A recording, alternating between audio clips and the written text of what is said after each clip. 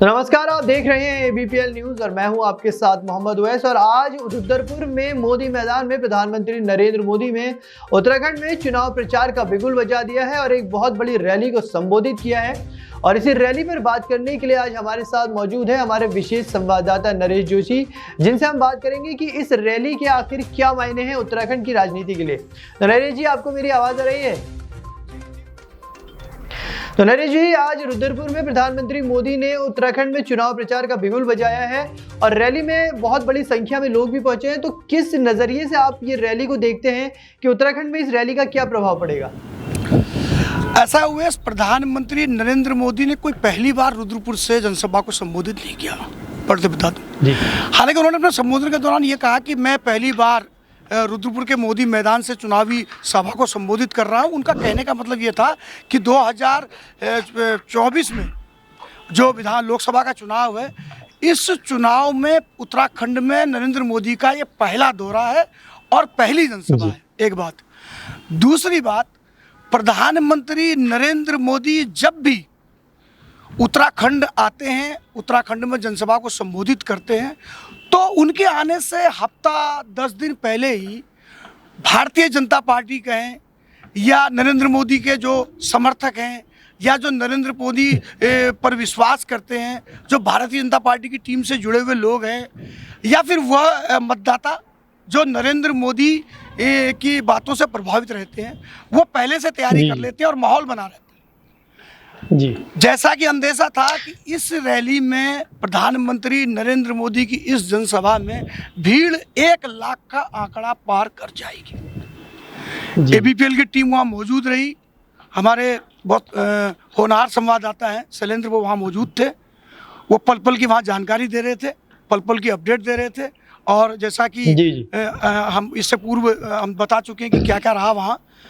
तो देखिए वैसे ये बिल्कुल बात सही है कि नरेंद्र मोदी सीधे वह बात कहते हैं जो आम जनता तक पहुंचती है या उनकी दबी नस को छूती है।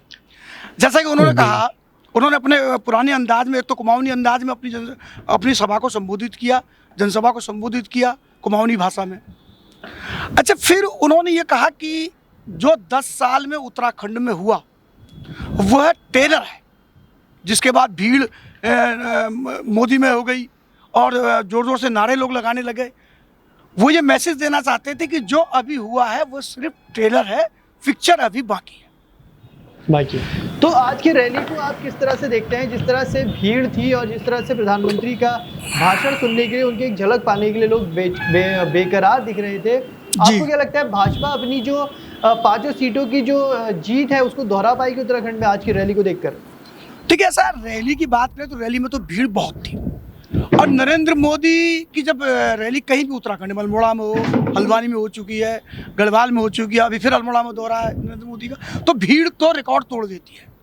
अब रही बात कि उनकी भीड़ चुनाव पे कितना असर डालेगी, फिलहाल माहौल तो भाजपा के साथ दिख रहा है, लेकिन क्योंकि वोटर कहाँ तक सहमत है, वोट कितना जाएगा, पुराना रिकॉर्ड टूटेगा नहीं टूटेगा, अभी ये कुछ नहीं कह सकते, क्योंकि अभी कुछ कहना उचित भी नहीं रहेगा।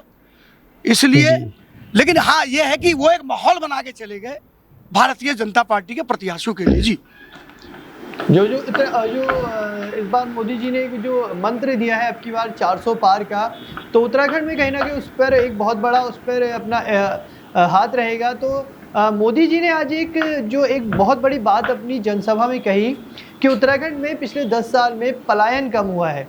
क्योंकि आप नरेश जी लगातार पहाड़ी जिलों में, चाहे वो चंपावत हो या अल्मोड़ा हो, इस बेल्ट में आप लगातार राजनीतिक तौर पर भी जुड़े रहते हैं और सामाजिक तौर पर भी जुड़े रहते हैं। तो ये सवाल मैं आपसे ख़ास तौर पर पूछना चाहूँगा कि पलायन पे जो प्रधानमंत्री ने बात कही कि पिछले 10 सालों से पलायन कम हुआ है, ये बात आप कहाँ तक सही मानते हैं प्रधानमंत्री की?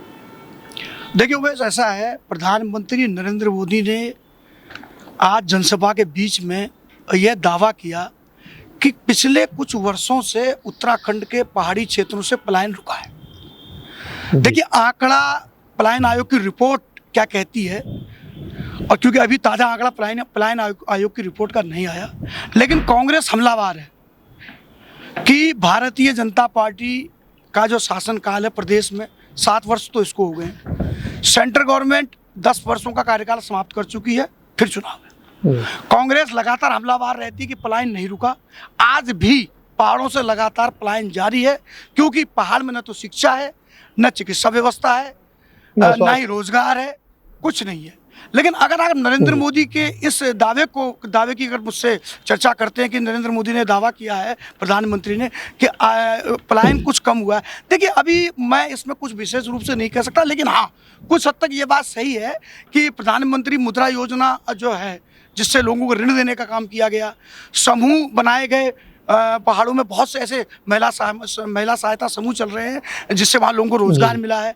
अच्छा, ये बात कुछ हद तक है, पहाड़ों में कुछ हद तक छोटे छोटे रोजगार पहुँचे हैं, लेकिन अभी ये कहना कि पलायन रुक गया पूरी तरीके से, मैं इससे अभी इतना सहमत नहीं हो रहा हूँ, क्योंकि जब तक पहाड़ में शिक्षा, स्वास्थ्य और हमारे जो भी मूलभूत समस्याएं हैं, जब तक वो जड़ से खत्म नहीं होंगी, पलायन नहीं रुकेगा। वैसे जी बिल्कुल, पहाड़ के लिए तो शिक्षा और स्वास्थ्य बहुत ही मूलभूत ये है, ये स्वास्थ्य जो है सबसे मूलभूत बातें हैं, और प्रधानमंत्री ने इसका जिक्र भी करा। वैसे तो प्रधानमंत्री ने अपने करीब 50 मिनट के भाषण में कई बातें की, लेकिन एक उत्तराखंड के लिए एक बहुत बड़ी जो बात प्रधानमंत्री कह गए कि उत्तराखंड में बिजली का बिल 0 हो जाएगा। प्रधानमंत्री ने साफ शब्दों में कहा कि उत्तराखंड में बिजली का बिल 0 हो जाएगा। तो इस बात को आप किस नज़रिए से देखते हैं, क्योंकि अरविंद केजरीवाल भी 300 यूनिट फ्री देने की बात कर चुके हैं, और भी कई सरकारों ने 100 यूनिट, आपकी पार्टियों ने 100 यूनिट फ्री देने की बात की है, लेकिन प्रधानमंत्री उत्तराखंड में 0 बिजली का बिल कहकर चले गए हैं। और इससे पहले कुछ दिन पहले से तराई के कुछ किसान जो है बिजली के बिल को लेकर लगातार आंदोलन रहे हैं। तो आप क्या कहना चाहेंगे इस बात पर कि क्या उत्तराखंड में 0 बिजली का बिल हो सकता है? देखिए उवैस, ऐसा है, सबसे ज़्यादा जो पूरे 50 मिनट के प्रधानमंत्री नरेंद्र मोदी के भाषण में सबसे ज़्यादा गौर करने वाली बात थी, जो उन्होंने महत्वपूर्ण बात की, जिसे मीडिया ने पकड़ा, जिसे जनता ने पकड़ा, वो यही सबसे बड़ी बात थी कि उन्होंने आज अपनी जनसभा के दौरान यह कह दिया कि उत्तराखंड में बिजली का बिल 0 कर दिया जाएगा। यानी कि वो ये कहना चाहते थे कि भारतीय जनता पार्टी अब ये तैयारी कर चुकी है कि उत्तराखंड में 300 यूनिट तक बिजली फ्री कर दी जाएगी। प्रधानमंत्री नरेंद्र मोदी जी कहिए। अभी अगर कुछ दिन पहले की बात देखें तो उत्तराखंड में बिजली संकट पैदा हो गया था और उत्तराखंड अन्य राज्यों से बिजली खरीदने की नौबत में पहुंच गया था। तो बिजली का बिल 0 होने की बात कहां तक आपकी नज़रों में सही लगती है आपको? देखिए, प्रधानमंत्री नरेंद्र मोदी ने अपनी जनसभा से बात कही, यह एक चुनावी जनसभा है, 19 तारीख को वोट पड़ना है। अब जनता क्या तय करेगी, क्योंकि प्रधानमंत्री नरेंद्र मोदी कह के गए हैं कि मैं 300 यूनिट तक बिजली मुफ्त देने की, अभी उन्होंने कहा मुफ्त बिजली दी जाएगी क्योंकि आचार संहिता लगी हुई है, लेकिन वो इशारा कर रहे हैं कि उत्तराखंड में 300 यूनिट बिजली फ्री होगी, 300 यूनिट तक। अच्छा, उसके अलावा प्रधानमंत्री नरेंद्र मोदी ये भी कह गए कि उत्तराखंड में 24 घंटे बिजली दी जाएगी। मुझे आज भी याद है कि उत्तराखंड, क्योंकि पंडित नरेंद्र तिवारी का प्रदेश है, स्वर्गीय पंडित नरेंद्र तिवारी, वो उत्तर प्रदेश के भी मुख्यमंत्री रहे। जब उत्तराखंड नवगठित राज्य बना, जब 2002 में पहला चुनाव हुआ, तो पंडित नरेंद्र तिवारी यहाँ के मुख्यमंत्री थे। और ये कहा जाता था उत्तराखंड के लिए, उत्तर प्रदेश के इस क्षेत्र के लिए, तराई के लिए, कि यहाँ बिजली का संकट कभी पैदा नहीं हुआ, हमेशा बिजली रहती थी। और नरेंद्र मोदी ने फिर उस बात को दोहराया।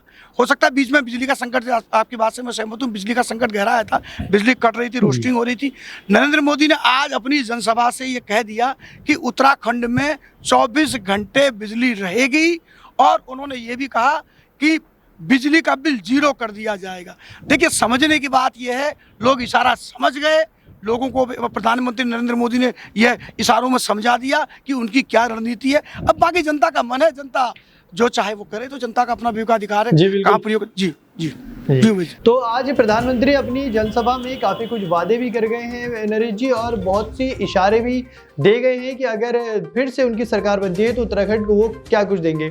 तो आप लगातार इसी तरह, क्योंकि उत्तराखंड में 19 तारीख को वोट पड़ने हैं और लगातार राजनीति उत्तराखंड में गर्म है, और आप लगातार राजनीति गलियारों में अपनी नज़र यूं ही गड़ाए रखें। हम आपसे यूं ही संपर्क बनाते रहेंगे, और जो भी ताज़ा अपडेट है आप हम तक यूं ही पहुँचाते रहेंगे।